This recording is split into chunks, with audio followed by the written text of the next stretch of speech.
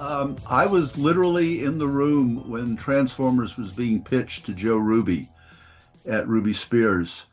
Um, I had been known in animation as the giant robot bug. I was, everybody, I had seen enough Japanese anime to get enthusiastic about their giant robot shows. And I kept telling every producer I worked for, you've got to do a giant robot show.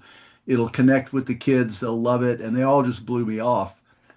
I'm on staff at Ruby Spears. We get called into Joe's office, and the guys from Hasbro were there, and they had a big suitcase. They open it up, and it is filled with Transformer toys from Japan.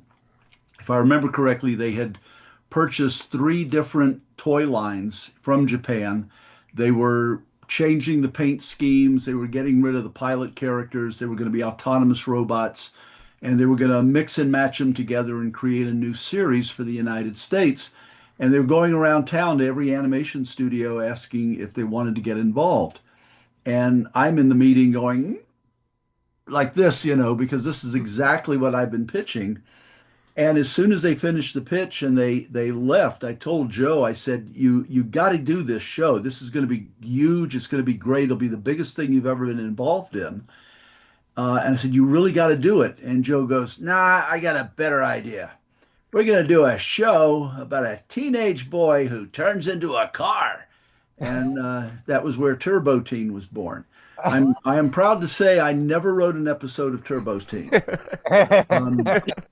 They gave me the Bible and they said, come up with some stories. And I got about halfway through it and tossed it in the trash can. And I went into Joe's office and I said, Joe, I'll work on the show, but you got to explain a few things to me.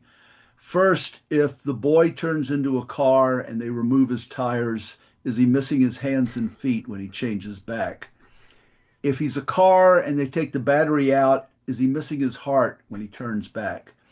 If he's a car and they put a suitcase in his trunk, and Joe said, I am putting you on another show.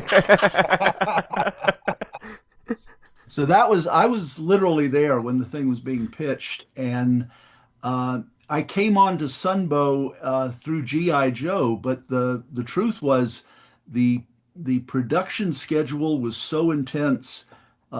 We were all working on each other's shows. I did 3 episodes where I got credited. I think 2 as co-writer and 1 as a solo writer.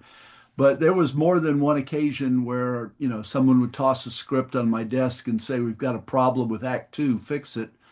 And, I wouldn't put my name on somebody else's work, if I'm doing story editing. So I did a lot of work peripheral to the Transformers, helped out a bit, and indirectly caused millions of children to be traumatized.